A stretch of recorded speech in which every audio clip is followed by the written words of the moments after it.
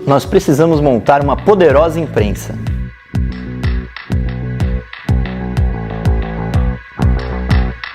Mas para isso, nós precisamos da sua colaboração. Então acesse o site da Vaquinha e doe o quanto você puder.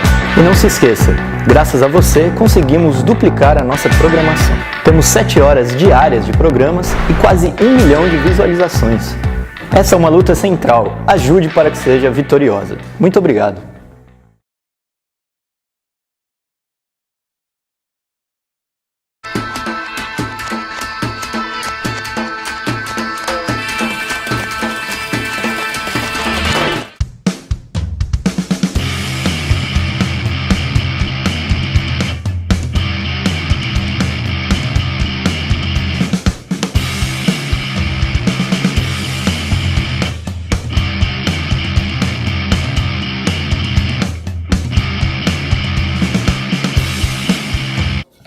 Bom dia, companheiros. Começando mais uma análise política da semana aqui na Causa Operária TV.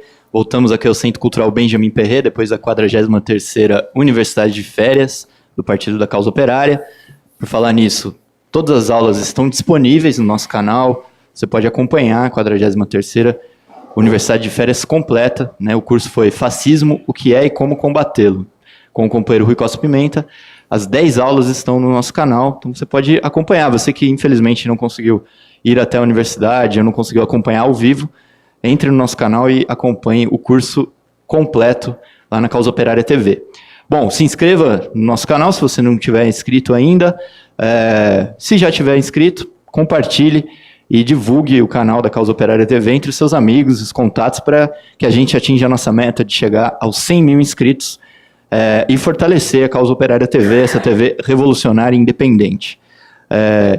Também, além de assistir pelo YouTube, você pode ver o nosso programa pelas nossas páginas no Facebook, a página da Análise Política da Semana, do Diário Causa Operária, da Causa Operária TV e do companheiro Rui Costa Pimenta e do Partido da Causa Operária, tudo ao vivo. Também o Twitter, no Periscope, o VK, que é a rede social russa, a Twitch TV, e entre no nosso site, causaoperariatv.com.br. Lá você se inscreve e recebe as notificações de todos os nossos programas ao vivo. Antes de passar a palavra para o companheiro Rui, eu queria reforçar o convite e a convocação aí para o ato do dia 8 de fevereiro, nos consulados da Venezuela. Em todo o país estão marcados esses atos em defesa da Venezuela. Então, se na sua cidade tiver consulado, os atos vão ser marcados nesses consulados, dia 8 de fevereiro, que é a sexta-feira que vem. E nas cidades onde não tem o consulado, você se informa que os atos vão acontecer mesmo assim, atos em defesa da Venezuela contra a intervenção imperialista. Então, fiquem ligados.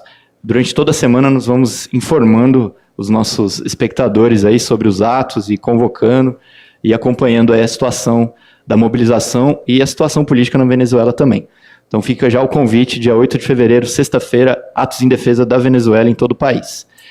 Bom, curta esse vídeo, compartilhe a análise política da semana para ajudar a fortalecer a Causa Operária TV, contribua no Superchat se você puder, contribua também com a vaquinha da Causa Operária TV, que está na descrição do vídeo, ou com uma assinatura solidária, tudo está na descrição do vídeo. Entre, contribua e fortaleça o nosso canal Revolucionário Independente. Bom, é isso, eu vou passar a palavra para o companheiro Rui Costa Pimenta, e depois a gente abre para as perguntas dos companheiros que estão na internet e dos companheiros que estão aqui no Centro Cultural Benjamin Perret. Eu já faço convite para você vir aqui na Rua Serranos 90, assistir presencialmente a análise aqui no Centro Cultural. Venha no auditório Frederic Engels, todo sábado às 11h30 da manhã. Bom, é isso, então agora eu passo a palavra para o companheiro Rui em mais essa análise política da semana. Bom, companheiros, nós tivemos aí uma semana já bastante movimentada, né? Esse aí é o resultado da volta do Congresso. Também as férias estão se acabando aí. As aulas devem começar em vários lugares a partir da semana que vem. E isso daí traz à tona o caráter bastante instável da situação política brasileira, que é um fator positivo, né? O governo Bolsonaro, governo eleito pela fraude, e as instituições golpistas de um modo geral, enfrentando uma série de problemas e colocando em evidência tendências bastante positivas da situação política que nós temos que analisar aqui, né? Primeiro elemento que chama a atenção, que foi uma notícia importante durante toda a semana, foi a questão da morte do irmão do Lula e, mais propriamente, né, da ação da Justiça em relação ao ex-presidente da República, que procurou impedir de todas as maneiras que ele fosse ao enterro do irmão e acabaram fazendo uma palhaçada, né, oferecendo para ele ir a um quartel para onde seria levado o corpo do irmão no momento que o corpo do irmão já estava sendo enterrado. A impressão que deu para todo mundo é que é um tratamento, sim, já de crueldade contra o ex-presidente. Na realidade, é uma manifestação dos conflitos que existem dentro do governo, que são muito importantes, né?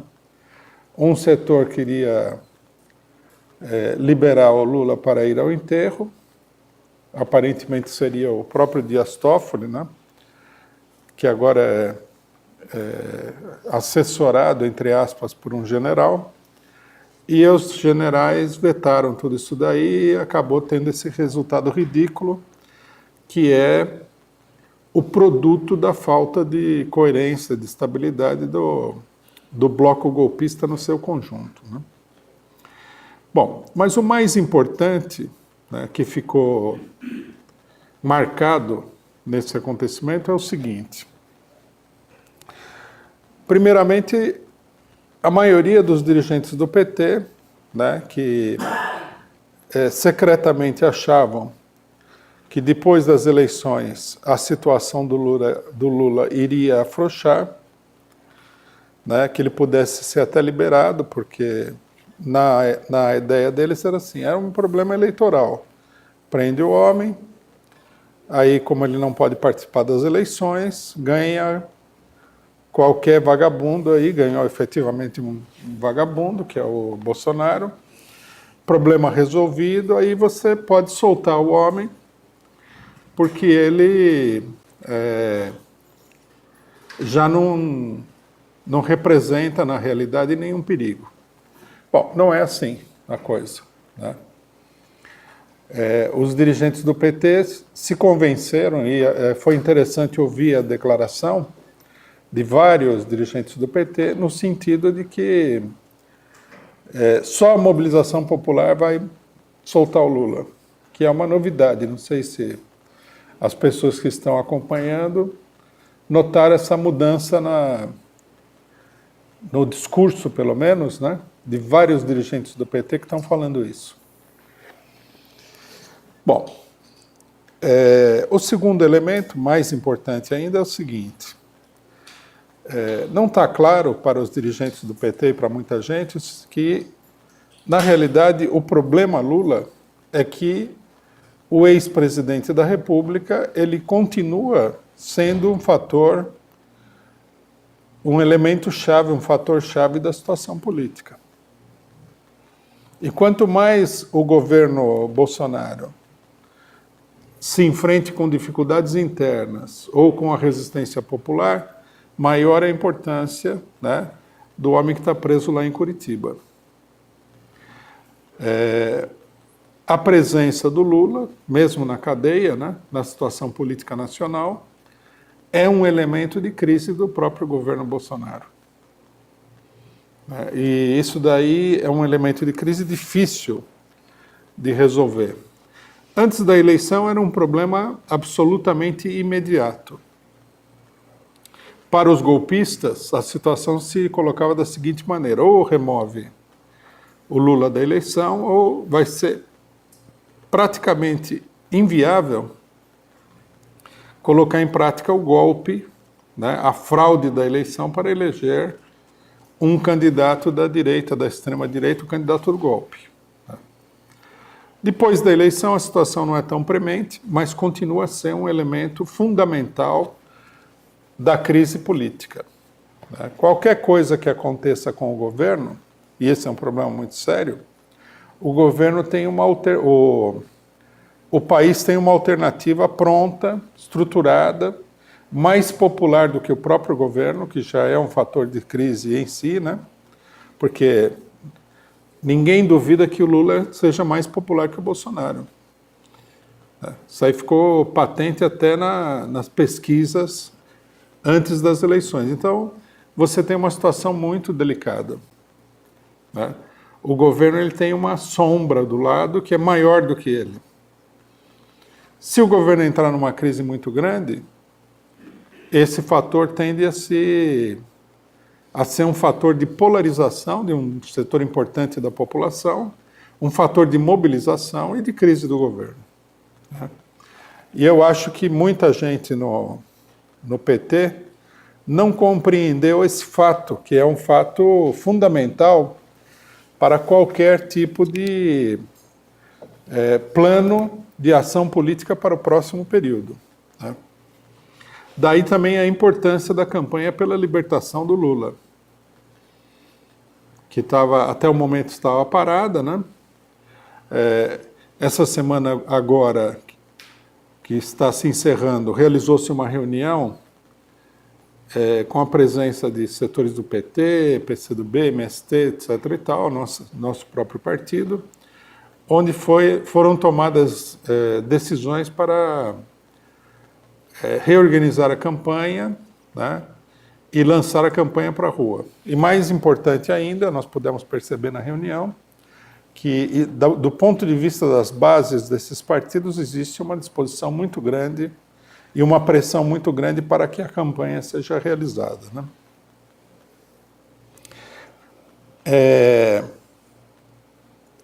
Um segundo fator da situação política, que também é muito significativo, foi o que aconteceu ontem, né? A eleição da presidência da Câmara e do Senado. Não que isso daí tenha alguma importância geral em si, né? Porque se o presidente da Câmara for A, B, C ou D, na situação atual não vai mudar absolutamente nada, não significa absolutamente nada. Mas serviu para que nós pudéssemos aí conferir a disposição das forças no tabuleiro político. Né?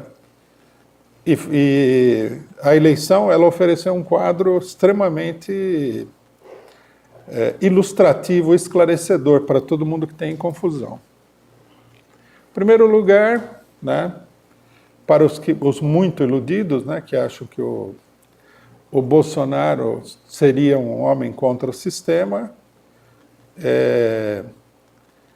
o partido do Bolsonaro aparece como sendo parte integrante do famoso Centrão, quer dizer, aquele grupo de criminosos políticos do Congresso Nacional que domina o Congresso desde tempos imemoriais, né? Desde a crise da ditadura, pelo menos, ou a gente pode até dizer desde a época da ditadura, porque uma parte desse pessoal do Centrão vem diretamente da época da ditadura. Por outro lado, mostra, né, para aqueles que acham que você precisaria unificar os democratas contra os fascistas, que os democratas e os fascistas são a mesma pessoa, né? Unificadas num bloco contra a população, de trás da candidatura do Rodrigo Maia. Quer dizer, fica claro que numa questão tão decisiva como essa, a base principal de sustentação do governo Bolsonaro, do ponto de vista institucional, são as mesmas pessoas que sempre compuseram a maioria do Congresso Nacional. MDB, né, antigo PMDB, DEM, PSDB, etc. É o mesmo pessoal de sempre. Né? Vocês devem se lembrar, na época do frenesi eleitoral, que o pessoal achava que tinha que atrair o PSDB e sei lá mais quem para a luta contra o Bolsonaro. Bom, agora ficou claro que isso daí é tudo uma grande fantasia. Não existe essa luta, né? Está todo mundo no mesmo balaio apoiando o governo Bolsonaro. Para aqueles que acham que o Globo, a Folha de São Paulo, que fazem parte desse bloco político, estão contra o Bolsonaro, isso também é um balde de água fria e mostra claramente que, na verdade, o governo Bolsonaro tem a mesma base de apoio que tinha o governo Temer. É o governo Temer com uma outra cara na presidência da República, num certo sentido. Bom, um segundo fator de esclarecimento, muito importante, foi o apoio do PDT e do PCdoB ao bloco bolsonarista, né? Porque aqui tem uma coisa importante que é o seguinte: as pessoas têm que aprender a distinguir, né, os elementos da situação política pela experiência prática.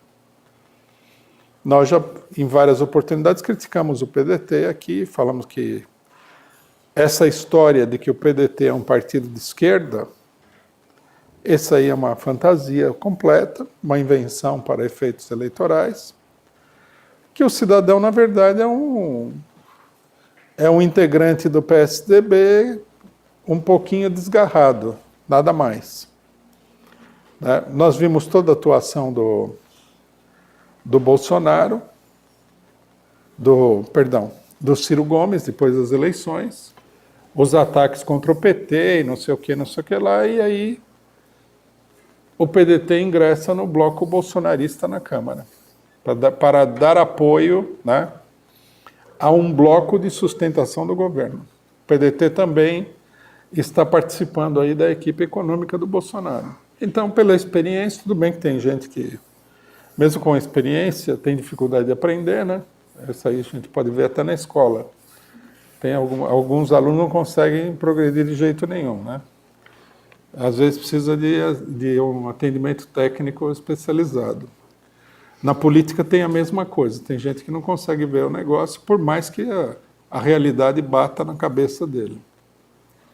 Então, no caso do PDT, né, qualquer um pode inventar explicações sábias para mostrar por que o PDT e o Bolsonaro estão de mão dadas, criando um bloco já não é para desejar boa sorte, que nem fez o Haddad, é para viabilizar a política do Bolsonaro. Bom, e o mais curioso de tudo é a presença do próprio PCdoB aí. Nós já tínhamos falado que o PCdoB a política deles não era entrar na chapa do PT, entraram por acaso na última hora, porque a situação, por uma questão de conveniência, e agora fica claro, o PCdoB procurou montar um bloco com o PDT, sem o PT, dentro do Congresso Nacional, né?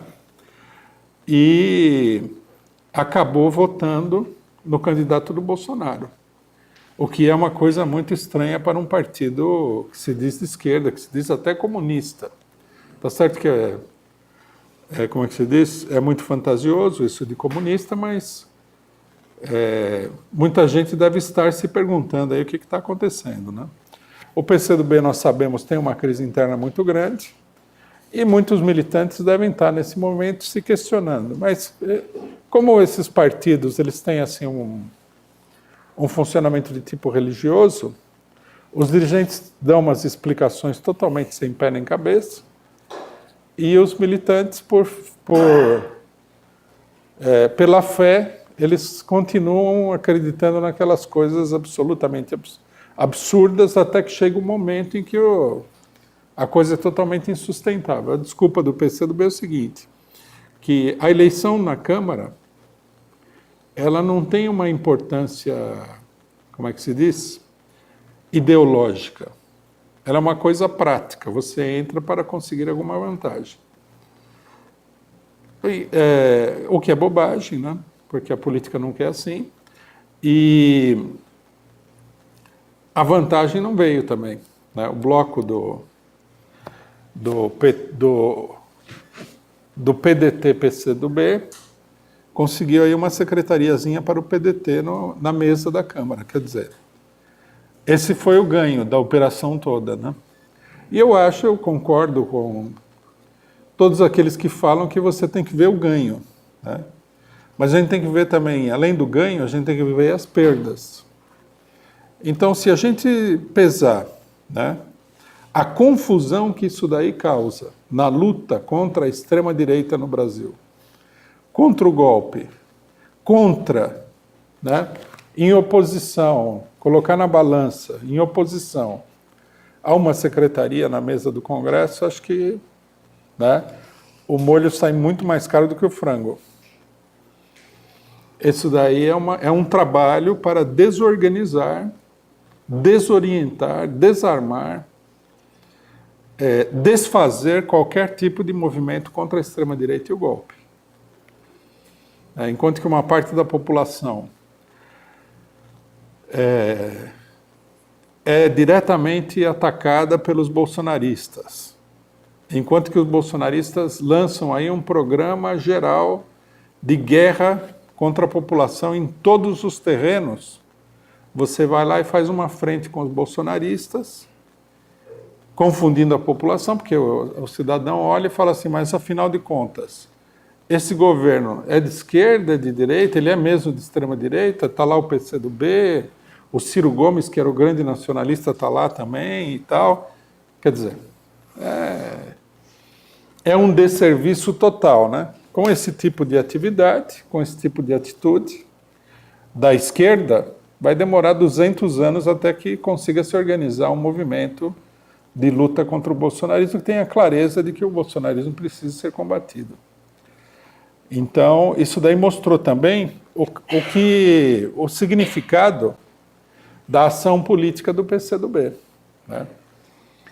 Que está mais disposto a fazer acordos para sobreviver organizativamente dentro do regime do que organizar um movimento de luta contra o Bolsonaro. Se alguém tem a expectativa de que o PCdoB vai organizar um movimento de luta contra o Bolsonaro, né, nós já temos exemplos suficientes para mostrar que isso aí não vai acontecer nunca. Bom, aí nós tivemos o segundo bloco, né, que iria ser o terceiro bloco, que seria o bloco da oposição, formado pelo PT, pelo PSOL, PSB e Rede. Já começa mal porque o PSB e a Rede são dois partidos golpistas, né? Não há dúvida nenhuma. Aí, isso daí tem sido apresentado, né? Um monte de gente olha e fala assim, não, precisa fazer uma frente de esquerda, que bom unificar a esquerda, formar uma frente de esquerda.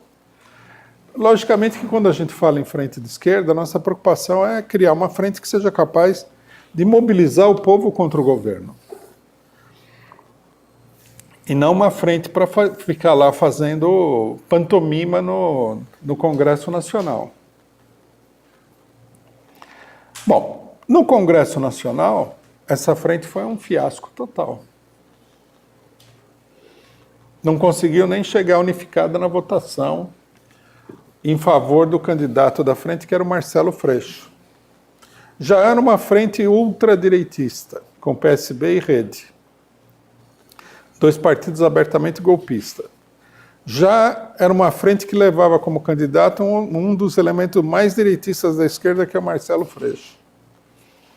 Né? Alimentando ilusões aí numa pessoa que seria assim o anti-líder da esquerda.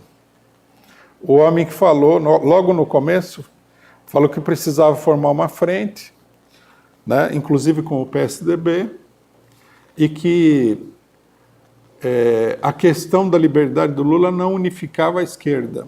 Por aí dava para a gente perceber o que ele considera como esquerda, né? Ele considera como esquerda uma parte da direita. Quer dizer, o bloco não conseguiu nem se manter unificado para votar num candidato comum numa eleição onde eles não tinham nada a ganhar. E também não tinham, digamos assim, não tinham nada a ganhar, não tinham nada a perder, porque isso daí era meio que uma eleição de favas contadas. Mas mesmo assim, o bloco se despedaçou todo sob a pressão da direita, né? Não sei se fizeram ofertas mais sedutoras para determinados setores aí e tudo mais. O mais significativo é que a votação, ela revelou também uma coisa que nós temos falado insistentemente, e que todo mundo se cala, não entra no debate, e é um debate muito importante, a divisão do PT. Pelos cálculos do próprio PT, cerca de 15 deputados votaram no Maia, contrariando a decisão do partido. Aqui uma coisa interessante que a gente sempre deve lembrar é o seguinte: toda vez que vocês, sendo do PT ou não sendo do PT, né, estiverem acompanhando a situação política e quiserem crucificar um elemento porque ele fez alguma coisa esquerdista, vocês devem se lembrar desses fatos onde os direitistas fazem o que eles querem dentro do PT e não acontece absolutamente nada. Porque isso aqui é grave, né? O partido monta uma frente, tudo bem que é uma frente bem sem inconsistência, sem coerência interna, mas montou a frente, lançou um candidato de esquerda e tal, justamente no sentido de demarcar uma posição contra o governo da direita, ao qual supostamente eles deveriam fazer oposição. Aí uma parcela dos deputados vai lá e vota no candidato do Jair Bolsonaro. Esses candidatos que votaram no Jair Bolsonaro, esse aí é a direita do PT. Direita do PT que condenou a Gleisi Hoffmann por ter ido a Caracas, né? Juntamente com toda a burguesia, logicamente, com os mesmos argumentos de toda a burguesia. Direita do PT que nós temos visto aí, não quer defender a Venezuela, né? Direita do PT que soltou várias declarações de amor para o governo Bolsonaro. A última delas foi do ex-governador da Bahia, senador do PT, Jacques Wagner, que falou que ele não estava indo para o Senado para fazer oposição radical a ninguém, né, que ele ia com muita humildade, muito amor e papapá, um papo furado que dava a entender que ele estava preparado para sentar no colo do Bolsonaro. Né? Essa é a direita do PT. A direita do PT que, pela pessoa do Fernando Haddad, desejou boa sorte a Bolsonaro. Aqueles que falaram que não podemos querer que o governo dê errado. Né? Agora que a gente já viu o governo em ação, eu gostaria que alguém repetisse uma frase dessa em público, né? Falei, não, eu quero que nós vamos falar um pouquinho desse cidadão, o ministro da Educação dê certo. Né? Precisaria falar isso aí numa assembleia estudantil, numa assembleia de professores e tal, para ver qual seria o efeito desse tipo de colocação. Mas o fato é que a votação, ela, de uma maneira muito clara, mostrou quem é quem. Os bolsonaristas não são aquilo que eles dizem ser. O velho centrão mostrou que não é aquilo também que eles dizem ser. O Ciro Gomes mostrou que ele também não é o que ele dizia que ele era. Né? O PCdoB também mostrou que ele não é o que ele aparenta ser. A Frente Democrática de Esquerda mostrou que também é um fracasso, não é nada das ilusões que estavam apresentando a respeito dela. E a direita do PT mostrou que é bolsonarista. O interessante de muitos acontecimentos é isso. Esses acontecimentos permitem compreender o que está acontecendo na situação política. Porque, no final das contas, isso daqui não tem valor nenhum. Né? Se alguém acredita que, através dessa luta, entre aspas, né, parlamentar, vai se conseguir alguma coisa no Congresso Nacional, no país contra o Bolsonaro, está acreditando numa verdadeira fantasia. Eu vi a campanha do Marcelo Freixo, né, que já sabia que não ia ganhar de jeito nenhum, que está preparando a candidatura dele a prefeito do Rio de Janeiro, apoiado pela Globo. Ele falava, vamos lutar por isso, vamos lutar por aquilo. Não vamos lutar nada.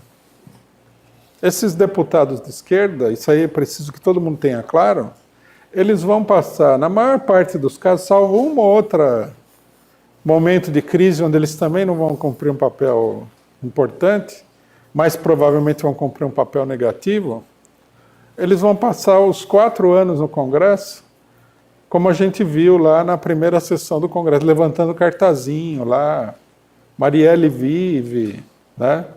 João Willis não sei o que e tal. E esse cartazinho aí, vamos falar que é verdade. Não vai virar nada, é ou não é? Não vai impedir a reforma da Previdência do Bolsonaro, que é uma líquida reforma. Não vai impedir a completa destruição da Previdência pelo Bolsonaro, não vai impedir os planos que o governo já apresentou até agora, que são um verdadeiro plano de guerra contra a população. Bom, falando em plano de guerra, nós temos que falar uma palavrinha sobre o ministro da Educação do Bolsonaro, né? O ministro da Educação do Bolsonaro, ele faz parte da ala aloprada do governo, né? Que o pessoal generosamente chama de ala ideológica, né? Quer dizer, o cidadão tem um surto de loucura, começa a ver coisas, né? Literalmente, e aí é ideológico. Bom, o ministro da Educação, ele não é brasileiro, ele nasceu na Colômbia. E ele deu uma entrevista à revista Veja, imagino que muita gente tenha visto, onde ele fala que os brasileiros são os canibais. Né? Fala que o brasileiro, quando sai do Brasil e viaja, eles roubam tudo que eles encontram pela frente. São ladrões. Mais do que ladrões, eles seriam... Ele usou a palavra canibal para expressar bem isso aí. São uma espécie de cleptomaníacos, né? Roubam assento de avião, sei lá o que ele falou, né? Toalha no banheiro do hotel. Aí, bom, primeira coisa que isso daqui, se no Brasil tivesse alguma estrutura legal, alguma coisa minimamente séria, esse cidadão teria que ser processado por ofender a honra nacional. Chamar os brasileiros todos de ladrões? O que a gente pode dizer para ele? Eu não vou falar nada porque eu não quero aqui ficar falando palavrão na exposição, mas eu acho que esse cidadão tem que ser expulso do país a pontapés. Quem é ele para falar do povo brasileiro? Quem ele pensa que é? Quem deu a ele o direito de fazer essas declarações?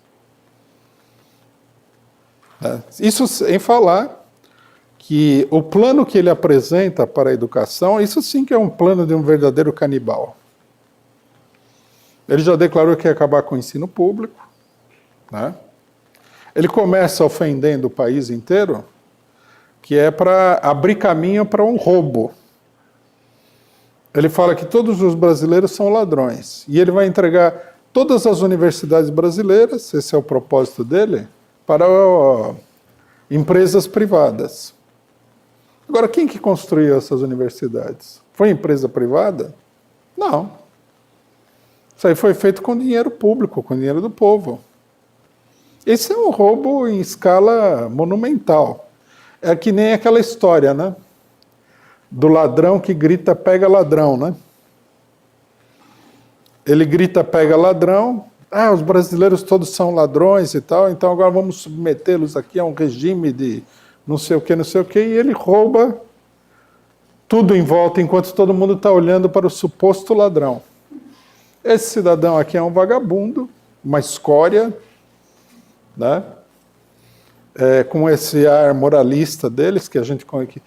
A gente, eu não digo porque eu estou vendo aqui um monte de gente jovem, não teve a mesma experiência que eu, né? Outro dia eu estava lembrando, numa conversa, que quando a ditadura militar acabou, eu tinha 38 anos de idade. Né? E quando ela começou, eu tinha 6 anos de idade. Quer dizer, eu vivi apenas 22 anos da minha vida sob a ditadura. E a ditadura estava cheia de personagens como esse aqui, com um alto discurso moral, né? Com um chicotinho na mão, falando que nós vamos colocar essa porqueirada desses brasileiros na linha aqui na base do chicote. E depois, né, eles assaltaram até o esgoto nacional, eles assaltaram. Deixaram o país aí completamente destruído. Sem falar que, né, essa é uma coisa que muita gente não se recorda, mas é importante recordar agora, que a ditadura foi embora porque o país inteiro se levantou contra ela. Né? A mobilização contra a ditadura foi uma mobilização nacional, de estudantes, camponeses, operários, da classe média, de todo mundo. Que ninguém aguentava mais aquela porcaria. Esses moralistas sem moral, né, essa escória, esses vagabundos, esse ministro é um vagabundo. Inacreditável não, é totalmente crível que ele seja ministro da Educação, porque o governo é composto de uma escória. Aí ele vem e fala isso daí. Né? Eu achei ruim a reação inicial da esquerda, né? Principalmente do PT. Vi 2 reações até agora. Uma do infalível Fernando Haddad, que faz a seguinte pergunta, né? Eu até fiquei na dúvida com a pergunta dele. Será esse o caminho? Aí eu olhei e falei, bom, vamos considerar, né? Vamos legalizar, institucionalizar o fato de que nós somos todos canibais. É uma possibilidade, né? Será esse o caminho? Em vez de falar que o ministro é um vagabundo, que deveria ser colocado não para fora do ministério, mas para fora do país, a pontapés, que ele é um colombiano que está falando mal de todo o povo brasileiro, que ele está insultando o país, em nome de um governo fajuto, que fala que é nacionalista, e cuja função é maltratar o povo, humilhar o povo brasileiro e entregar o país para o estrangeiro. Aí vem o Haddad, que até agora não... Eu estava esperando que o Haddad acertasse alguma coisa, né? Mas ele não consegue. Né?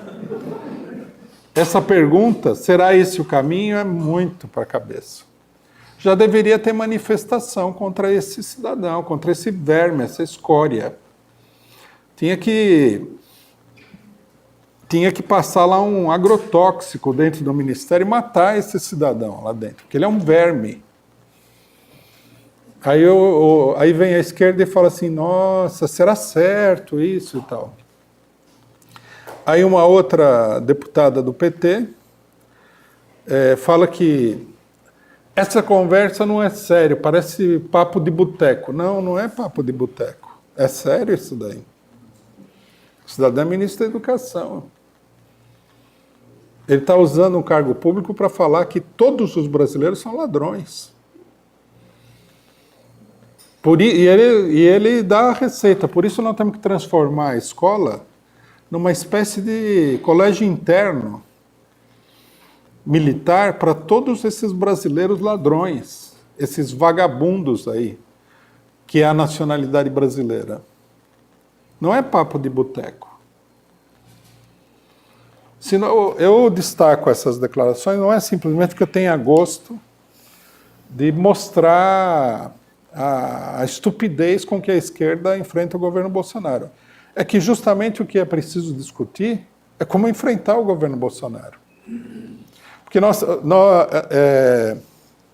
nós tivemos aí a ministra maluca lá da família, falou que menino tem que vestir azul e menino tem que vestir rosa. Abriu-se todo um debate.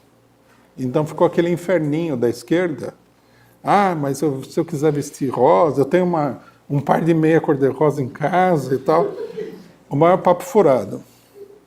Aí nós falamos o seguinte, que isso daí, o pessoal lança essas frases, é uma cortina de fumaça para ocultar o que está acontecendo. E o pessoal entra de cabeça nisso daí, nesse jogo.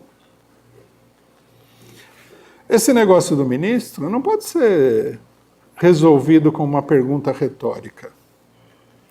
Os professores de todos os níveis, os estudantes, têm que organizar imediatamente um movimento em defesa do ensino. Esse cidadão aqui contrataram um colombiano psicopata para arrasar com a educação brasileira. Ele já falou, a universidade é só para uma elite.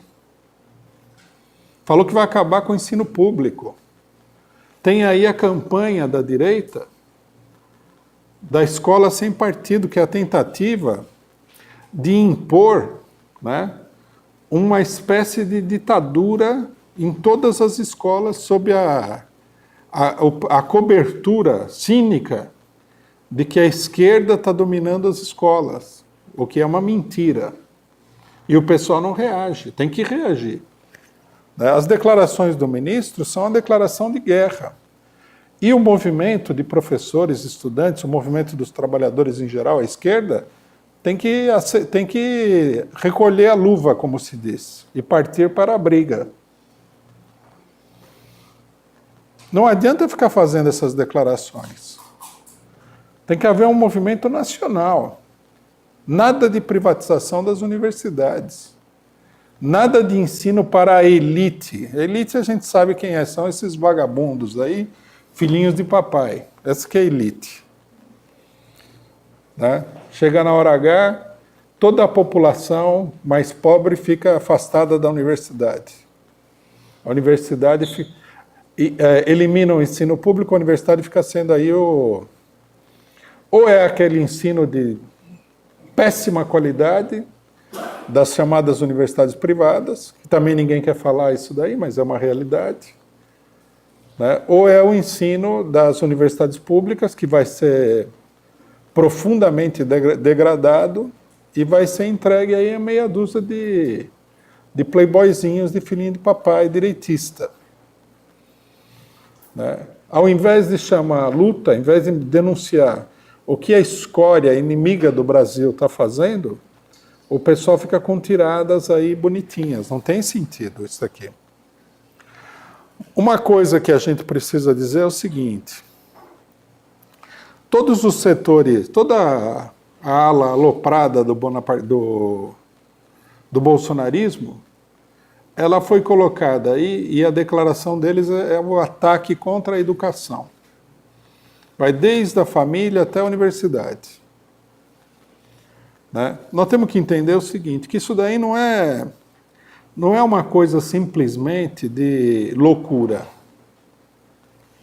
Eles querem criar um ambiente, em todo o ensino, muito mais conservador do que já é hoje, que hoje é muito conservador.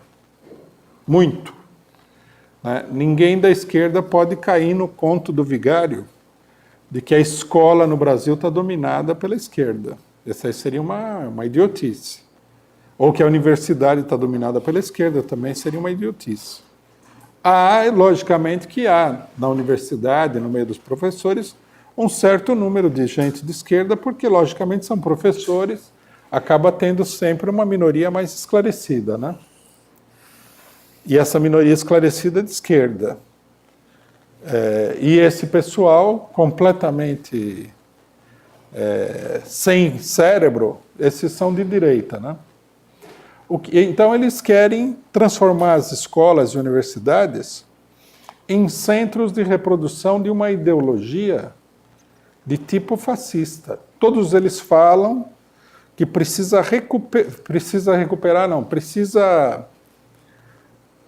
restabelecer a verdade sobre a ditadura. Eles querem uma escola que faça a doutrinação em favor da ditadura militar fascista que houve no Brasil. que foi uma coisa boa, né? Que no final das contas vão ter que explicar que a democracia não dá conta do problema, não pode eleger pessoas, que tinha muito comunista, sei lá o que eles vão falar. Mas é uma coisa fascista. Agora, a grande pergunta, né, que todo mundo deveria estar se fazendo com relação a isso é: para que isso daí? É um gosto deles? Eles gostam de ver as pessoas pensando que aqueles torturadores, aqueles animais da ditadura militar, eram boas pessoas? É porque o pai e o tio do Etchegóin, que eram torturadores, o Etchegóin quer que a população ponha o nome deles numa praça? O que exatamente que está em jogo? O que está em jogo é que eles estão, na verdade, trabalhando ativamente para criar o clima para restabelecer no Brasil uma ditadura aos moldes da ditadura de 64 para pior. Porque senão qual seria o sentido de fazer essa pregação? Né? Nós não podemos acreditar que é simplesmente um problema de opinião. E que pessoas sensatas aí têm a opinião de que uma ditadura que torturava e assassinava as pessoas, enterrava em vala comum, escondia o corpo e tudo mais, era uma coisa boa. Logicamente que se a pessoa acha que isso era uma coisa boa, a pessoa é a favor de um regime de terror, de um regime fascista. É isso que está em questão. É isso que eles estão cozinhando nesse caldeirão das bruxas aí. Então, quando o fulano vem e fala uma coisa, fala outra coisa, nós temos que entender que isso daí é tudo uma preparação. Nós temos que ver que o governo Bolsonaro foi preparado por uma campanha ideológica ampla. Essa campanha ideológica, ela começou anos antes da derrubada do governo Dilma Rousseff. Uma coisa interessante, né, que diz respeito à cegueira da esquerda, nós íamos nos atos a gente via os atos da direita, né, e nos atos da direita falava a favor da tortura, defendia a ditadura, etc. e tal. E a esquerda falava assim: não, isso aí é um pessoal meia dúzia de gato pingado e tal. Aí o pessoal o principal porta-voz dessa ideologia agora é presidente da República. Né? Então agora nós queremos falar mais uma coisa para o futuro imediato. É preciso combater tudo isso porque isso tudo caminha para uma ditadura de tipo fascista. Tem que ser energicamente combatido por todo mundo. O pessoal tem que abrir o olho. E a posição política da esquerda, ela está cegando as pessoas para a realidade. A posição política de toda a esquerda. Essas declarações, né, do Fernando Haddad, quando esse resto aqui de rejeito da barragem de Brumadinho que está no Ministério, fala que tem que acabar com o ensino público, o brasileiro é canibal, ladrão, a esquerda fala assim: será esse o caminho? Não, desse jeito não dá. Está tapando os olhos das pessoas. É preciso chamar o pessoal à luta. Né? O que está colocado diante disso aqui é organizar a luta de todos os setores contra esses animais aqui. A ministra da Família, ela é toda engraçadinha, fala de Jesus, fala da goiabeira, fala da roupa dos meninos, etc. e tal. É preciso travar uma luta e ir para a derrubada do governo. O pessoal não quer nem lançar a palavra de ordem de fora Bolsonaro. Vem um importante líder do PT, como é o Jacques Wagner,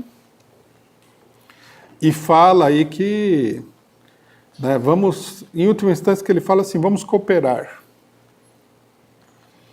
Quer dizer, desse jeito, com essa política, todos os movimentos sociais vão ser esmagados, vão ser triturados aí.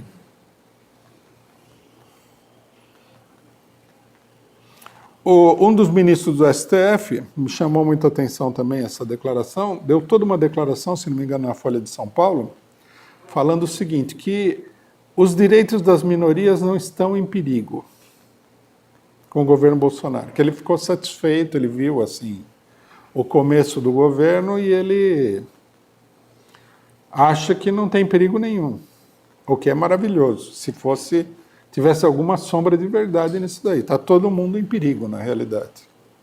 Todo mundo sabe, né, que existe aí uma grande ofensiva da extrema-direita contra dois setores que são os setores mais vulneráveis, né, a essa ofensiva, que são os integrantes do movimento LGBT, principalmente travestis, e os integrantes do movimento Sem Terra. Né? Vários acampamentos sem terra foram atacados aí. Aí a esquerda faz de conta de que isso daí não é um problema. Né? Nós vimos aí o caso do Jean Willis. Jean Willis, eleito deputado federal, decidiu aí que as ameaças são muito grandes, ele vai embora, o que é péssimo, né? Porque ele está indicando para as pessoas que o elegeram, as pessoas que acham que ele é um grande e combativo parlamentar, etc. e tal, que o negócio assim, já não tem mais condições de viver no Brasil, tem que fugir daqui e entregar tudo para o Bolsonaro, deixa tudo para o Bolsonaro e vamos embora. Né? Algumas pessoas se confundem porque raciocínio em termos individuais. Seria maravilhoso, né, se os 220 milhões de brasileiros, cada um pudesse ir para a Europa para resolver o problema do governo Bolsonaro. Não seria maravilhoso? O Brasil ficaria vazio, só com a lama da Vale do Rio Doce. Ficaria um grande lamaçal, os direitistas, que são a minoria, né? De repente os norte-americanos viriam colonizar aqui, trariam um pessoalzinho de loiro, de olho azul, uns mormons e tal, alguma coisa assim. Seria maravilhoso. Mas como é que o país vai fazer isso aí?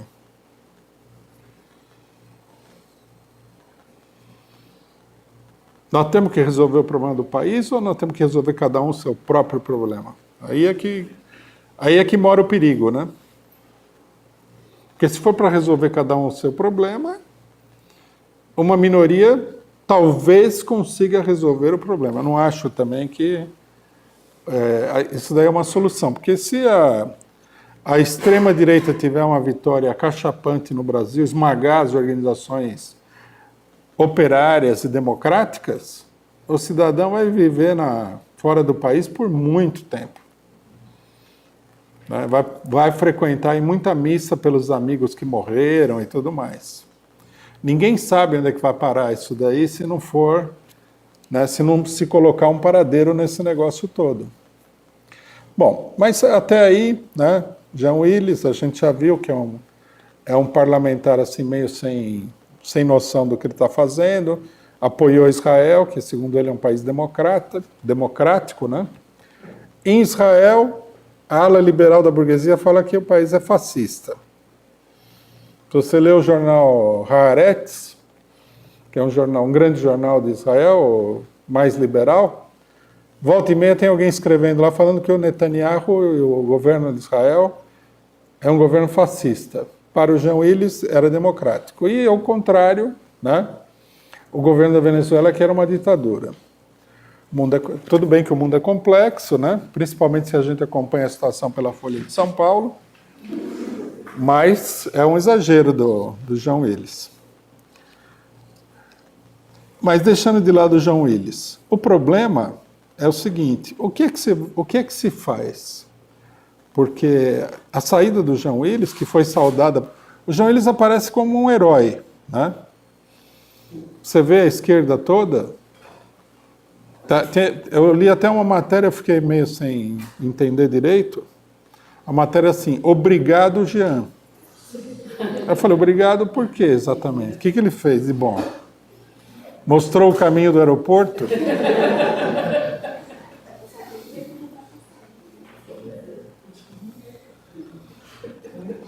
Essa é a forma de luta, de resistência, né? Porque o pessoal gosta muito de frases sentimentais, né? Por exemplo, ninguém larga a mão de ninguém. Agora, o cara tá morando na Europa, tem que ter um braço, né? Para estar segurando a mão de alguém aqui no Brasil, você tem um braço quilométrico, né? Por isso que a gente não gosta dessas frases de efeito de tipo sentimental, né? É melhor ter uma proposta clara, menos bonitinha assim na forma, né? O problema é o seguinte, a esquerda toda aí falou, é o Jean Willis, foi perseguido, tudo bem, tá certo. As ameaças dele são parte do modo de agir da direita fascista, né? O pessoal é truculento mesmo, mas o grande problema que fica é o seguinte, o que fazer? Isso que precisaria ser discutido. A grande pergunta não é se o Jean Willis foi ameaçado. A grande pergunta é por que o pessoal não convoca toda a esquerda para discutir seriamente um sistema de defesa das lideranças, das organizações e dos instrumentos de luta dos trabalhadores, da esquerda, dos setores democráticos, etc. e tal. Essa que é a grande pergunta. Porque nós vamos fazer como? Vocês imaginem o seguinte panorama. Ameaçaram o Jean Willis, ele fugiu. Aí vem alguém, ameaça um outro, ele foge. Ameaça outro, ele foge. Bom, assim, aos pouquinhos, a batalha está ganha, né? Ninguém vai achar que a questão do Jean Willis é uma questão única. Não é uma questão única.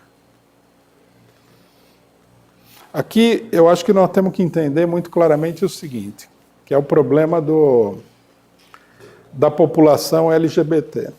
Até um tempinho atrás, a população LGBT, enganada por umas lideranças que não valem o feijão que comem, estava achando assim que ia aprovar lei para determinar o que as pessoas podem ou não podem falar sobre os LGBT. Bom, agora já não podemos esquecer essa parte da lei, né? Porque a bancada direitista no Congresso vai aprovar essa lei. E se aprovar também não vai valer nada. Passaram dessa euforia, totalmente sem pé nem cabeça, para a seguinte situação. Eu vou até retratar. Outro dia peguei um táxi, e o motorista, aí nós estávamos conversando de política no táxi, o motorista de táxi entrou na conversa, e no final ele disse, eu pego muitos passageiros que são gays, e eles todos estão aterrorizados. Eles dizem que não é tanto o governo, né, que é uma falta de percepção, lógico, mas que o que o governo fala, a propaganda que o governo faz, estimula as ações contra eles. Quer dizer, o pessoal está totalmente acuado. O próprio Jean Willis falou que um travesti arrancaram o coração dele. É uma notícia que não teve muito destaque em lugar nenhum. Até porque, vamos entender uma coisa, a esquerda não quer notícia ruim, só quer notícia boa. Que a notícia boa, ela dá uma impressão, cria aquela ilusão para o pessoal votar, achar que através do voto vai progredir e tal. Se você começar a falar que o pessoal está sendo esfaqueado na rua, arrancar o coração da pessoa, a pessoa começa a duvidar se ela vai conseguir superar isso daí através do voto, não é? Bom, vamos entender bem o seguinte. A tática do fascismo para atacar a esquerda, o movimento operário, o movimento popular, é ir por pedaços.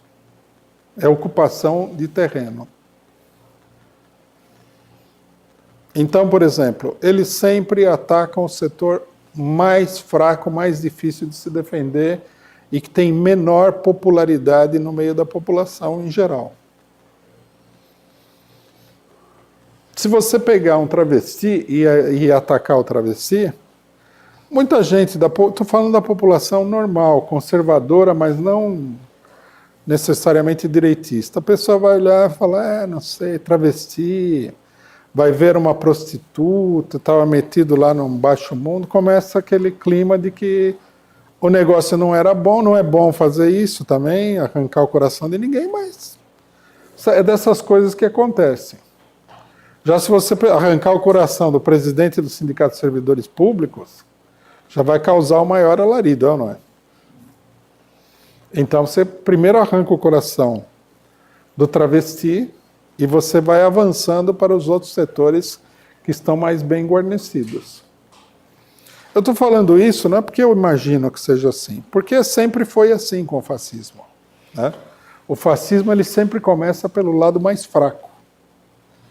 Você vê que o fascismo europeu, ele ataca quem? O imigrante. O que é um imigrante? Uma pessoa totalmente desprotegida. Se ele for atacar diretamente o trabalhador, a coisa vira uma briga imensa lá. Então ele não vai, porque ele tem que ir comendo aos poucos. Então, quer dizer, o que o pessoal não entendeu é que o caso do Jean Willis não é excepcional. É simplesmente, né, o do Jean Willis, e muito mais ainda, do travesti que arrancaram o coração, é simplesmente onde começa a coisa. E vai progredindo. E a obrigação da esquerda, se tiver uma cabeça em cima dos ombros, é parar a coisa quando ela começa, não quando ela já estiver lá super avançada. Nós demos todo um curso sobre o fascismo, nós mostramos aí que a política da esquerda é a política de avestruz, né? Não, isso aí não é problema, é meia dúzia de gato pingado, ou então é otimismo, né? Não, já foram derrotados. Um cidadão apareceu aí recentemente e falou, não, o governo Bolsonaro vai cair a qualquer momento e tal. Vai cair sozinho, de Maduro, né? Nem o governo Maduro, que é Maduro, cai. O governo Bolsonaro vai cair sozinho. O que é isso? A única coisa que o pessoal não fala é o óbvio. É preciso organizar a luta contra esses canibais, porque esses são os verdadeiros canibais. A pessoa que arranca o coração de um travesti é um canibal, né?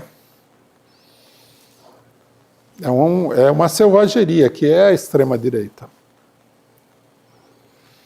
Aí a esquerda fica toda cheia de dedo também, né?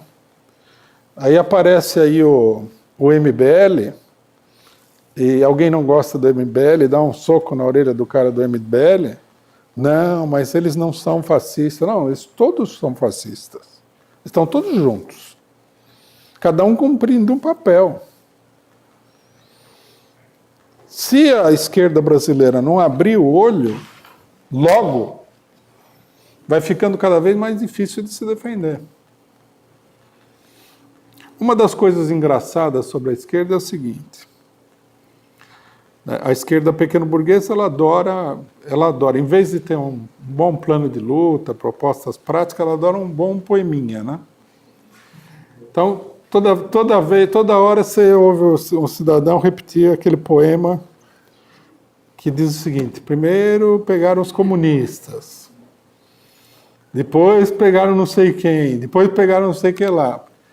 Aí você é chato ficar ouvindo esse poema o tempo todo, né?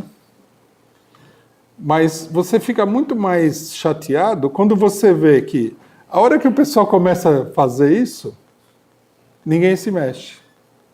Quer dizer, também não adiantou nada, além de ser chato você ficar ouvindo esse poema o tempo todo, também não adiantou nada para ninguém ficar esperto com relação à situação, né? Pois nós estamos na situação do poema. Primeiro pegaram os travestis. Eu fiquei na minha, já não é que assim como eu não era travesti, porque não é bem assim. Eu fiquei na minha porque eu estava pensando em fazer um acordo com o governo Bolsonaro no Congresso Nacional. Aí pegaram outro, depois e essa lista aí, ela é grande, viu? E até o craqueiro eleitoral perceber que o negócio vai ficar preto, ele já está praticamente a caminho do campo de concentração. Porque eles têm uma dificuldade de ver isso daí, né, que se expressa nessas coisas que eu falei. Em vez de atacar esse colombiano aqui, o cara fica com essas firulas parlamentares, né? A grande pergunta nesse momento é, até quando que nós vamos ficar com essa firula toda? Quando é que o pessoal vai parar de falar que vai fazer oposição leal, etc. e tal, desejar boa sorte ao Bolsonaro e partir para a mobilização do povo contra essa ameaça enorme a tudo que tem no Brasil? Essa é que é a grande pergunta. Bom, a isso eu queria acrescentar o seguinte, né? Não, antes um detalhe, né? Detalhe que a gente não pode deixar de falar, porque você olha e fala, nossa, esse aqui é... A esquerda é difícil, né? Muito difícil. Saiu o João Willis, entrou o suplente, Davi Miranda, que é gay também, que é um cidadão ligado ao Intercept, ao Glenn Greenwald, que escreveu sobre o negócio do Snowden. Aí, uma das primeiras... Ele entrou todo entusiasmado, né? Vê-se que ele está assim, deslumbrado com esse papel a desempenhar, né, no círculo parlamentar. Aí ele declara o seguinte, que alguém falou alguma coisa assim, que ele já tinha trabalhado com os Bolsonaros no Rio de Janeiro. O filho do Bolsonaro falou que ele já tinha... Para disfarçar o negócio do João Willis, que estava pegando mal, né?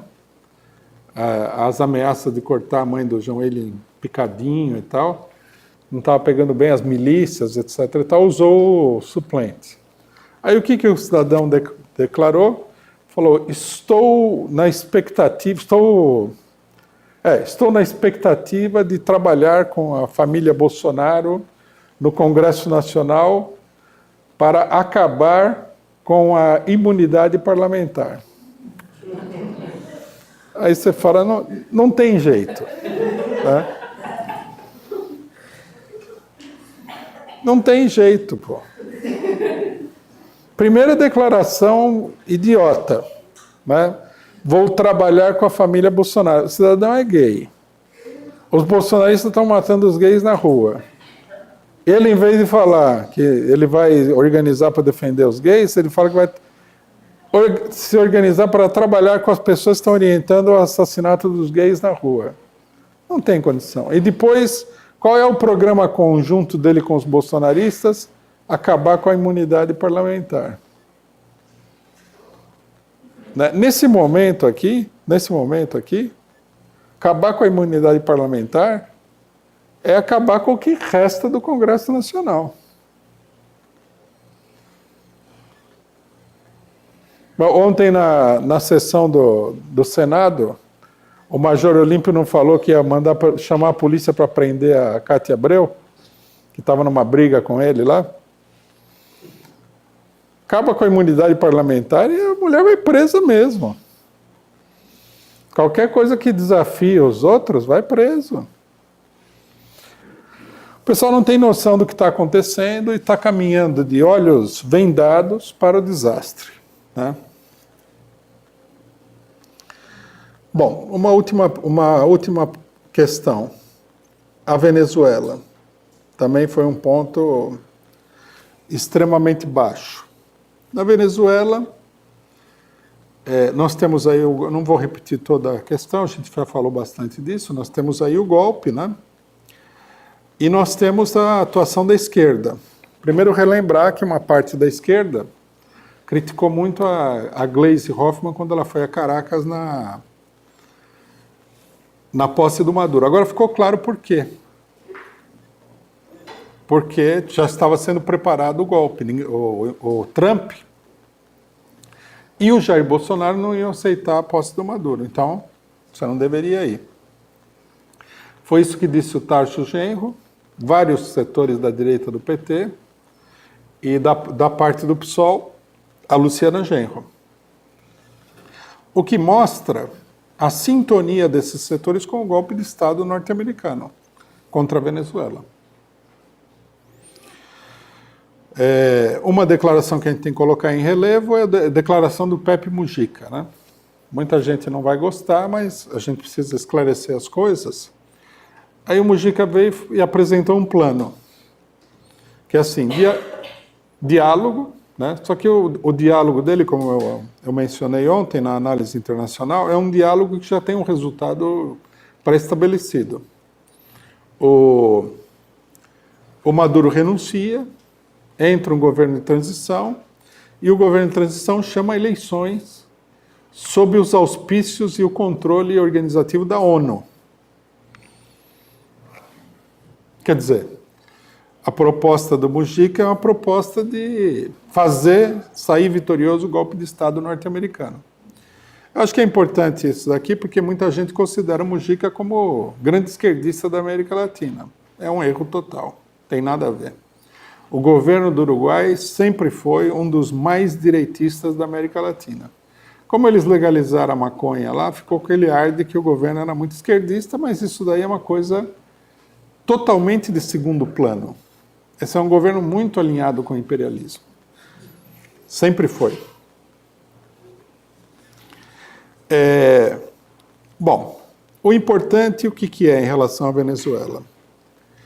Que essa semana foi realizada uma reunião com os setores que fazem parte da Frente Brasil Popular, e depois de muita vacilação, houve um acordo de chamar atos nacionais em defesa da Venezuela no dia 8 de fevereiro, sexta-feira da semana que vem. Então, eu queria aproveitar para chamar todos os setores, não só a participar do ato aí, né, nesses atos e tudo mais, mas efetivamente a contribuir para a convocação do ato. A questão da Venezuela é uma questão chave da luta contra o próprio governo Bolsonaro e contra a extrema-direita brasileira. O governo Bolsonaro está empenhando todos os esforços aí, como procurador dos Estados Unidos, do imperialismo norte-americano, para obter a derrota da Venezuela, né? E, logicamente, se a esquerda tivesse a mínima noção política do que está acontecendo, deveria estar no polo oposto. Até agora não aconteceu nada, e essa é primeiro sinal de vida da esquerda no sentido de realizar os atos. Esses atos vão ser grandes atos, a esquerda vai se empenhar? Não sei. Mas eu acho que, primeiro, é necessário realizar todos esses atos, é necessário jogar pesado em torno da convocação dos atos e dar uma resposta nas ruas ao governo Bolsonaro.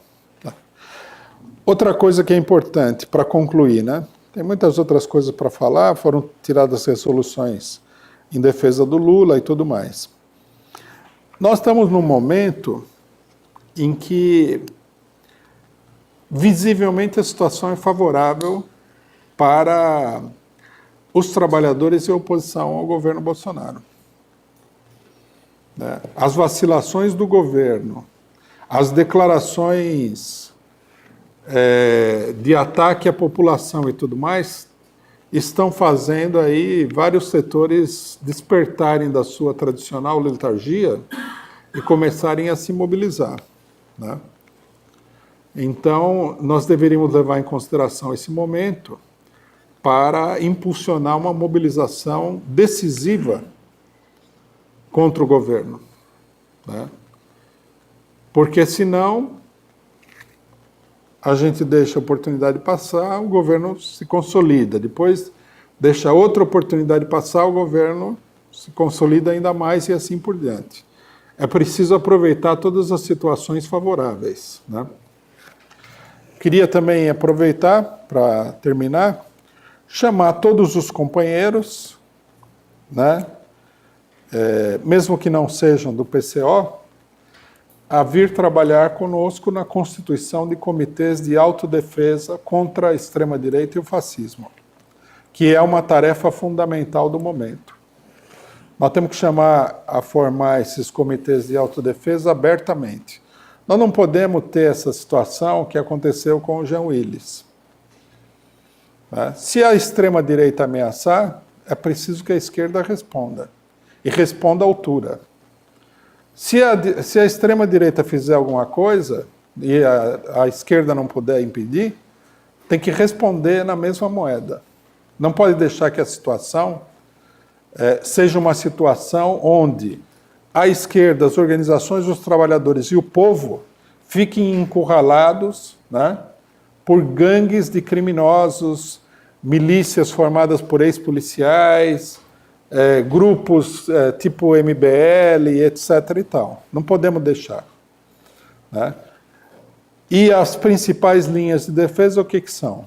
Os professores, que estão muito atacados, e o movimento LGBT, principalmente a parte mais fraca, que são os setores de travestis e outros que são mais expostos, né, à política da extrema-direita. É preciso chamar, inclusive, esses setores a participar, né, de uma atividade de autodefesa. Eu li uma matéria muito interessante, achei a matéria muito interessante, onde um professor de Krav Maga, não sei em que lugar, não sei se era em Brasília, não sei se era no Rio de Janeiro, falava o seguinte, que ele dava aula para a população LGBT de autodefesa e que depois da vitória do Bolsonaro isso aí tinha aumentado exponencialmente, o que é ótimo, né? Uma notícia ótima. Mas nós temos que entender o seguinte, a pessoa não pode acreditar que ela vai se defender sozinha. Né? Uma andorinha só não faz verão. É preciso criar uma organização que defenda. Uma organização que coloque medo na direita. Que eles saibam, por exemplo, que os ataques vão ser respondidos à altura. Porque senão, tudo bem, você aprendeu a autodefesa, mas vem 4 pessoas armadas, você não vai se defender sozinho. Se você fizer parte de uma organização e o pessoal achar que essa organização vai reagir, vai responder a todos os ataques, se você fizer parte de um movimento político que está denunciando essas agressões, né, que está colocando em evidência o que está acontecendo, aí você tem muito melhores condições de se defender. Né? Então, eu acho que sim, que é corretíssimo o pessoal entrar numa academia, aprender a autodefesa. Né? Se não fosse o caráter totalmente pacífico do brasileiro, o correto era andar armado para não arrancarem o seu coração. Você imagina, né? Você está andando na rua, vem 4, 5 vagabundos aí, matam você aí apunhalado e arrancam o seu coração. Se você tiver um 38 na mão, que é uma arma de pequeno poder ofensivo, já fica bem mais difícil de alguém fazer isso aí com você. Mas a esquerda diz que nós temos que ser pacíficos, que a gente tem que se defender com uma flor e tal, né?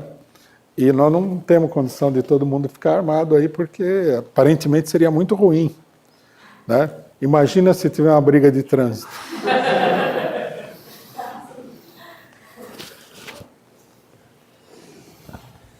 Bom, companheiros, temos várias perguntas aqui na internet. Eu queria lembrar para você se inscrever no canal, se não tiver inscrito ainda, compartilhe o vídeo, curta o vídeo, contribua com a gente no Superchat, na vaquinha e com uma assinatura solidária. Nos ajude a fortalecer o canal da Causa Operária TV. Queria agradecer a Natália Campos pelo Superchat, o Ernesto Abdala Filho e a Leila Sodré, que pergunta o seguinte: Rui, você concorda que quando Barack Obama afirmou direta e publicamente ao Lula, esse é o cara, estava dada a senha para iniciar a intervenção imperialista americana no Brasil? Não, acho que não foi tão assim, não. Acho que quando ele falou esse é o cara, ele estava se referindo ao fato de que o governo Lula era muito estável, né? Outra pergunta aqui da internet. Você acredita se companheiros do Nordeste protestarem contra os governadores exigindo o apoio ao Fora Bolsonaro, os governadores Dino, Rui e Camilo seriam obrigados a mudar de posição? Olha, não sei se eles seriam obrigados, mas eles são pressionáveis. Por exemplo, uma coisa que nós ouvimos aí, uma informação, é que ao convocar o ato da Venezuela num desses estados, o pessoal falou, não, porque dentro do partido tem muita divergência com relação à questão da Venezuela. Eu acho que isso tem que ser combatido, não pode se fazer um acordo em torno disso. Eu acho que os companheiros do PT no Nordeste não tem que se abaixar a cabeça diante do bolsonarismo enrustido dos governadores. Eles elegeram esses governadores, tem que cobrar uma conduta. Ficar passivo aí é absurdo, né?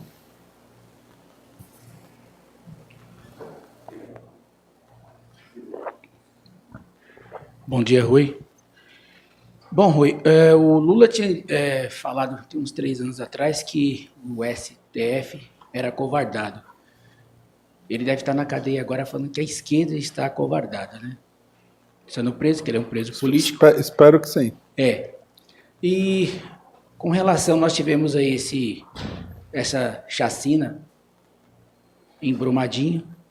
Ao meu ver, ali teve uma explosão com dinamite, porque eu nunca vi lama soltar poeira, cronometrado, né, o negócio ali, o terreno afunda, tudo no seu quadrilátero. Para mim, para que teve isso aí?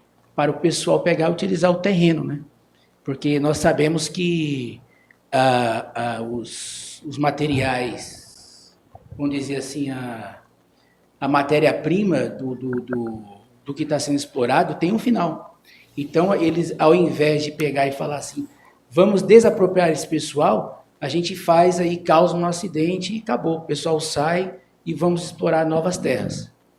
E minha pergunta a esquerda não deveria estar lá também em Brumadinho, fazendo esse papel de estar denunciando isso? Essa semana também eu fui na Justiça do Trabalho, né? E eu acho que foi, acho não, né? Minha última empresa que eu coloco na justiça aí, por questões de dívidas, e não tinha ninguém lá no palácio lá da Justiça do Trabalho. E o pessoal falando, comentando, não tem ninguém porque não tem mais Justiça do Trabalho. Não temos mais Ministério do Trabalho. E aí, qual a sua opinião sobre tudo isso? Obrigado. Não, eu acho que precisa organizar um plano coerente de luta, né? A questão de Brumadinho é importante, mas há várias outras questões. Você tem que escolher aí, tem que denunciar tudo. Nós temos uma imprensa, a gente denuncia. Agora, se nós vamos criar um movimento, procurar, né, nós, PCO, com as nossas forças que não são muito grandes, vamos procurar criar um movimento em torno de todas as questões, nós não vamos conseguir, nós temos que selecionar. Eu acho que esse é o problema central, né?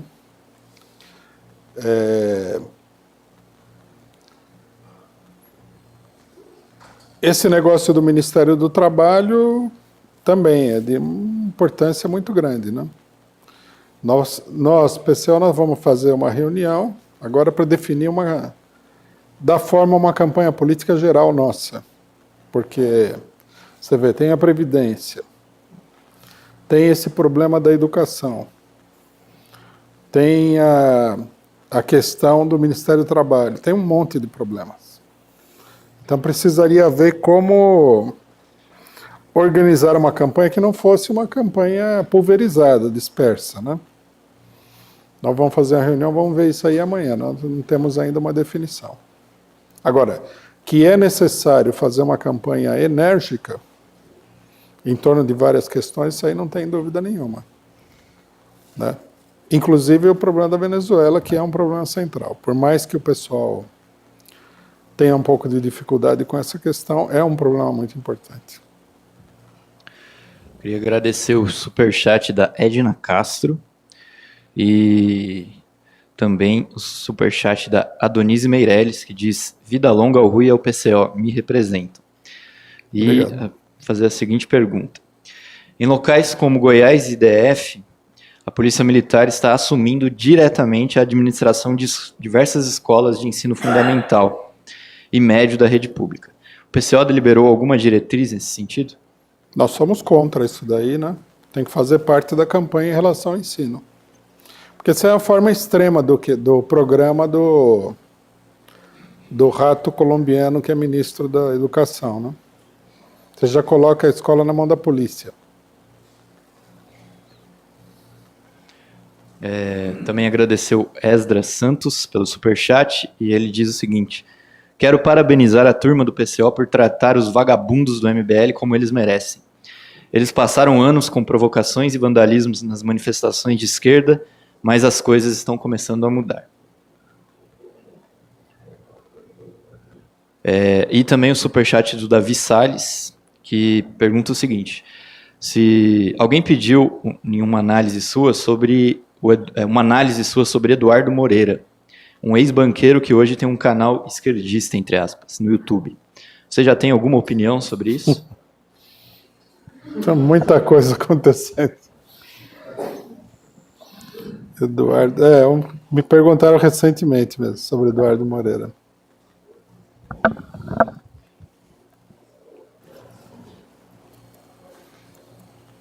Qual será?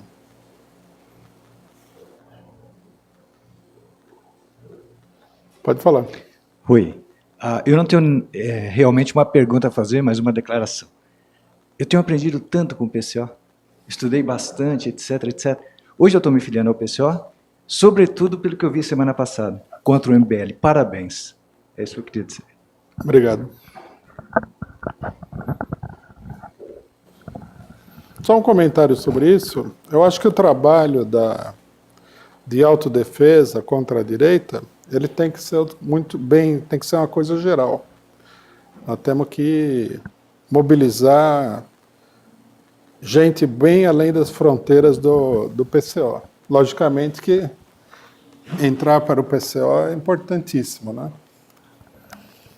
Mas nós temos que fazer um esforço aí. Há muita gente que tem o mesmo pensamento, que não se deve ficar passivo, e nós temos que fazer um recrutamento amplo para isso, inclusive com gente de outras organizações. Temos que chamar o pessoal para conversar e tudo. Estamos iniciando essa conversa também. Agradecer o Fábio Dantas pelo superchat. Ele diz que a esquerda perfumaria e seu discurso vazio não enganam mais ninguém. PCO instila a verdadeira luta. Parabéns. E tem uma pergunta aqui, que é a seguinte: Rui, como você vê o papel de Renan Calheiros, possivelmente eleito para presidente do Senado, sendo cortejado pela esquerda? Eu esqueci de falar disso aí, né? O caso Renan Calheiros é outro caso, né? A aliança com o Renan Calheiros aí, ela só dá resultado miúdo, né? Na hora de enfrentar o impeachment, o golpe de Estado, a aliança do PT com o Renan Calheiros não deu em nada, quer dizer. Só serve mesmo para comprometer a luta contra o golpe. Eu não acho que o PT deveria ter apoiado o Renan Calheiros, não. É um erro gigantesco.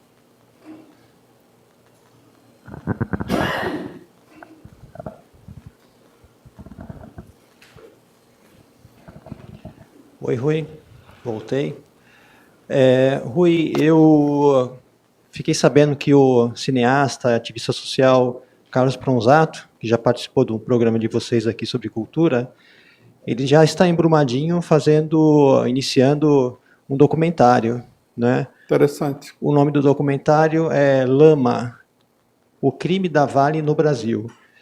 Então, como ele tem bastante experiência e faz esse tipo de documentário mostrando realmente como o capitalismo selvagem ataca os povos sul-americanos e ativistas sociais, ele está iniciando esse novo trabalho e pedindo apoio na página do Facebook dele.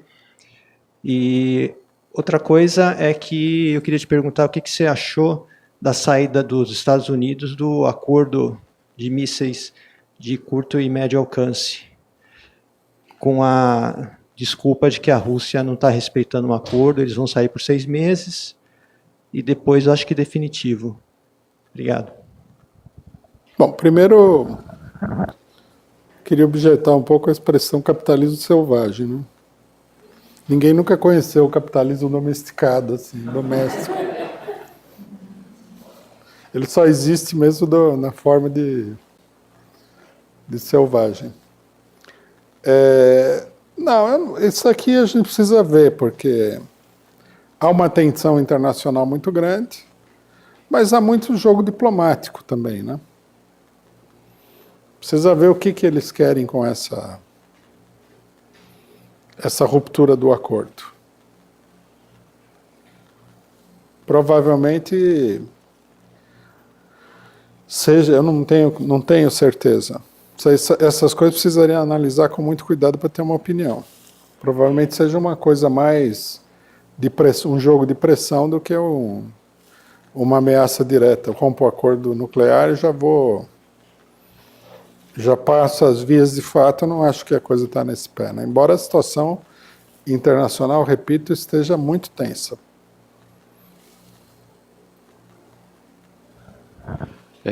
Agradecer o superchat da Rose Sardeiro, da Carolina Silva, do Telmo C, parabéns PCO, do Paulo Jacob Silva, que diz, só para parabenizar o PCO por tratar o MBL de forma correta.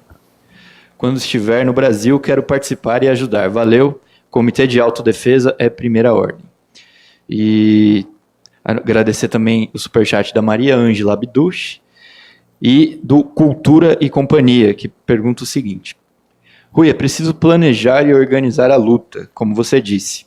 Assim como há uma central única dos trabalhadores, não seria importante haver uma central única de luta que oriente tática e estrategicamente esse planejamento e organização da luta? Seria correto. Nós estamos trabalhando por isso. O problema é que essa centralização é uma coisa complexa, né? Você vai numa reunião e, por exemplo, partidos como o PT não têm uma unidade muito definida. Fica sempre um jogo de empurra-empurra. A mesma coisa. Todas essas grandes organizações no Brasil, elas são muito heterogêneas, muito diversificadas internamente. Elas têm dificuldade de chegar num acordo, até porque tem gente que não... Você tem aquele setor que não entende nada do que está acontecendo, que não quer ver a realidade de jeito nenhum. Tem aquele setor que vê a realidade, mas não quer fazer nada, quer fazer um acordo com os poderosos. E a outra parte mais de esquerda fica paralisada por esses dois setores também. Ou até mais do que dois setores. É muito confuso. Na verdade, a resposta teria que vir do próprio movimento, né? Eu acho que nós temos que fazer as coisas, logicamente participar de todas essas articulações, mas fazer as coisas. Por exemplo, agora com o ato da Venezuela. O importante é tentar unificar o pessoal através da ação, fazendo uma campanha intensa pelo ato da Venezuela. Isso daí pode romper os obstáculos, né? Eles têm que ser rompidos através de um movimento que vai crescendo. A unidade ela tem que ser trabalhada por cima, mas ela tem que ser conquistada por baixo também. Rui, desde que a Gleisi foi lá na posse do Maduro e tal, e veio a ofensiva da direita contra a ala esquerda do PT e tal, o negócio da esquerda mofada, né? A gente viu que a esquerda meio que ficou meio travada nessa questão da Venezuela, mas principalmente agora com os atos e tal, principalmente a nossa intervenção, deu para ver que destravou isso daí, né? Então, fora a nossa intervenção, no sentido de influenciar positivamente, dar um ânimo pro pessoal, então, que nem a gente vê aqui os elogios sobre botar a MBL para correr e tal, o que você acha que dentro do PT foi determinante para dar essa reviravolta, digamos assim? Não mais um incentivo para a ala esquerda? Eu acho que tem muita expectativa na base do PT, no sentido de que a direção faça alguma coisa. Eles querem defender o Lula, eles querem defender a Venezuela.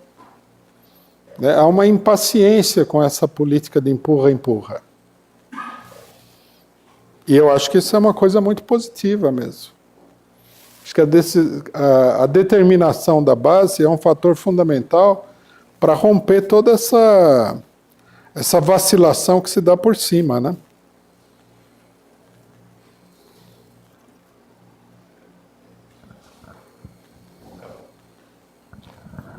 Encerramos? Encerramos.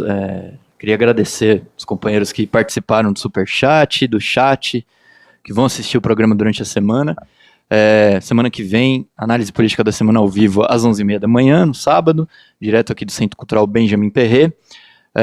Reforçar para que você se inscreva no nosso canal, compartilhe e ajude a gente a chegar na nossa meta de 100 mil inscrições.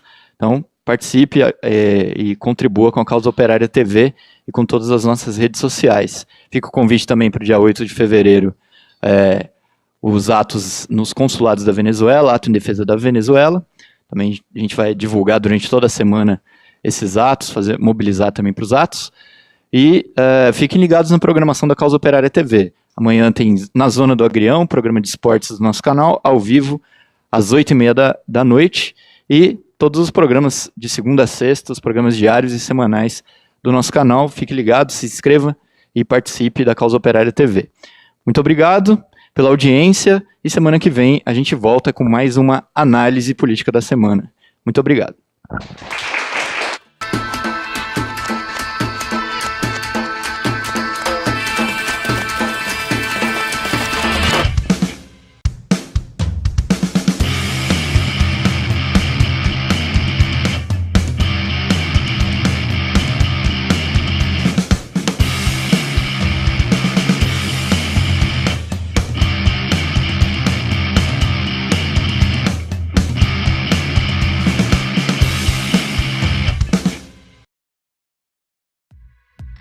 Nós precisamos montar uma poderosa imprensa.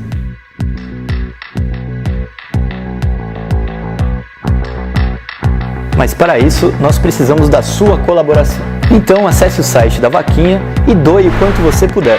E não se esqueça, graças a você conseguimos duplicar a nossa programação. Temos 7 horas diárias de programas e quase 1 milhão de visualizações. Essa é uma luta central. Ajude para que seja vitoriosa. Muito obrigado.